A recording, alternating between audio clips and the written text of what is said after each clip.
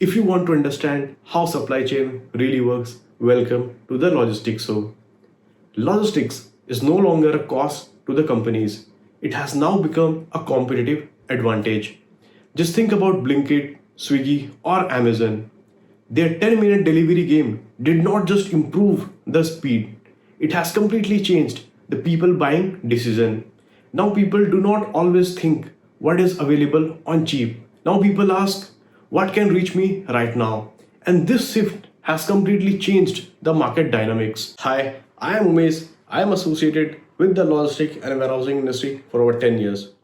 Today, logistics is one of the fastest growing industry segment, and with that growth comes massive career opportunity, specifically for people who truly knows how things work behind the scene. In this episode, I'll talk about a small but a critical part of supply chain, which is intralogistics. Simply put, it deals with how good moves inside a warehouse from unloading to dispatch. Think about movement inside a warehouse.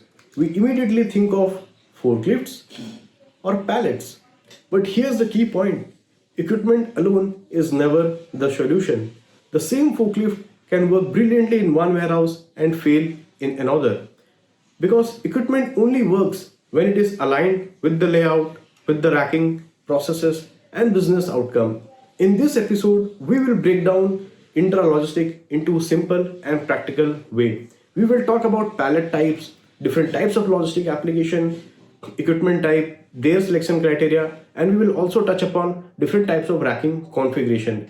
So if you want to understand warehousing as a system, not just as a storage, you are in the right place. Okay, now let's get started with the very basic of warehousing, that is pallets. Beginning from the very basic, let's first understand pallets. Pallets can also be called as loading devices. The main purpose of pallets is to protect the good or provide an enclosure. Pallets are primarily categorized depending on their sizes and also sometimes basis on the way it can be handled. Now, on the basis of sizes, the two most commonly used pallet are number one, a Euro pallet, which has a dimension of 1200 by 800 by 144. 1200 mm is the length, 800 mm is the width, and 144 mm is the height of the pallet. Number two is an industrial pallet, which has a dimension of 1200 by 1000 by 147. 1200 mm is the length, 1000 mm is the width, and 147 mm is the height of the pallet. Now the two key differences between them is number one, the dimension, and number two is their acceptance.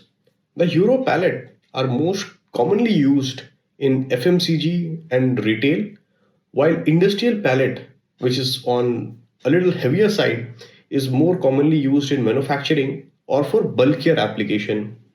Now let's discuss about the types of logistic application. So there are five major type of logistic application in a warehouse. So number one is loading, unloading, or a ground level transportation of pallets. So for this application, the very basic type of equipment that is used is a pallet truck. And depending upon the throughput requirement, there are different types of pallet trucks available in the market, which are jogger type pallet truck, ride on type pallet truck, and sit on type pallet truck. The selection criteria of these equipment though depend upon many factors, but a thumb rule is for traveling distance up to 30-meter, jogger type pallet truck is preferred. For traveling distance ranging from 30 to 60, a ride on type pallet truck is preferred. And for traveling distance above 60-meter, a sit on type pallet truck is preferred. Now coming to the second application, which is stacking. This application involves keeping the pallet one above the other or putting the pallet on a rack. As this involves lifting of a pallet, so you will find that equipment used for stacking has a lifting function, and the part of the equipment that goes up and down is called as the mast. So this vertical element is called as the mast. Now, similar to pallet truck, used for horizontal movement, we have different types of equipment used for stacking application. And the very basic type of equipment is a stacker.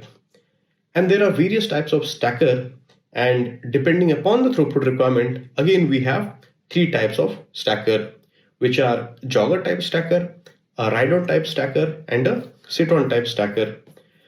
While selecting the right kind of equipment for stacking, we need to take care of a very important and critical dimension, which is the aisle width.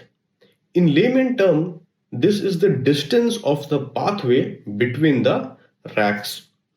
And stacker generally requires around 2.5 meter to 2.8 meter of aisle width, considering the load is of 1.2 by 1 meter.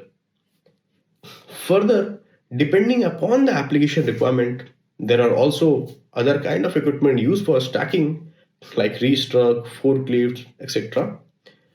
Forklifts are very common type of material handling equipment and are available both in diesel and battery variant. The main attribute of forklifts, or in general any material handling equipment, is their capacity and lift height.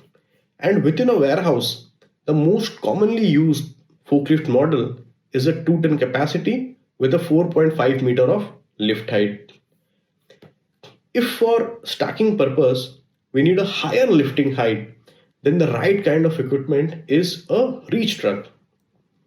This equipment can go up to 13-meter height and have a capacity of 2.5 ton. And one unique characteristic of reach truck is the sitting position. So normally we drive any equipment or vehicle facing the front.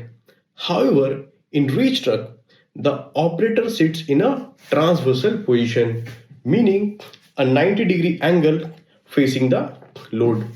And this design helps in better visibility of load while placing or retrieving pallets from heights. Now, coming to the third kind of logistic application, which is order picking. This application is very common in warehouses catering to e-commerce companies. Here, the equipment have a feature that it allows the operator to move vertically as the mast of the equipment goes up.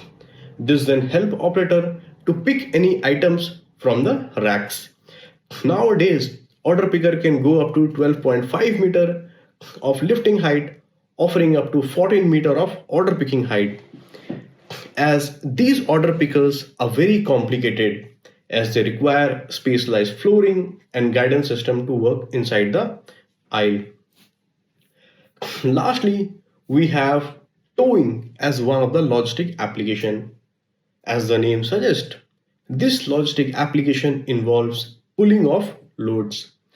This kind of application is more commonly used in manufacturing industry, where there is an assembly line and you need an equipment that can basically work as a feeder in the assembling area, as there is no lifting function in a towing application. So these equipment are categorized based on their towing capacity and are called as tow trucks. Now that we have covered different types of logistic application and have seen what equipment are used for each application, let's talk about racking system. With the increase in land prices, the demand for maximizing the floor space is increasing. And nowadays, with the advancement of automation, the racking system can be as high as 50 meter. The three most common racking configuration are single deep racking. This is the standard, most commonly used configuration in most warehouses. This racking allows for a storage of one pallet per space, offering direct access to all unit loads. The number two kind of commonly used racking configuration is a double deep racking. This configuration holds one pallet behind the other, increasing the storage capacity. And the third common racking configuration is a narrow aisle racking. In this configuration, the aisles are narrower, lesser than 2000 mm, optimizing available surface area while preserving direct access to the loads. And in this racking system, order pickers and trilateral stackers are used. So thank you for watching, and if you like the video, hit the like button and subscribe to the channel. And do let me know any questions or topic suggestion in the comment box. Thanks again for watching, and I'll see you in the next episode soon. Bye.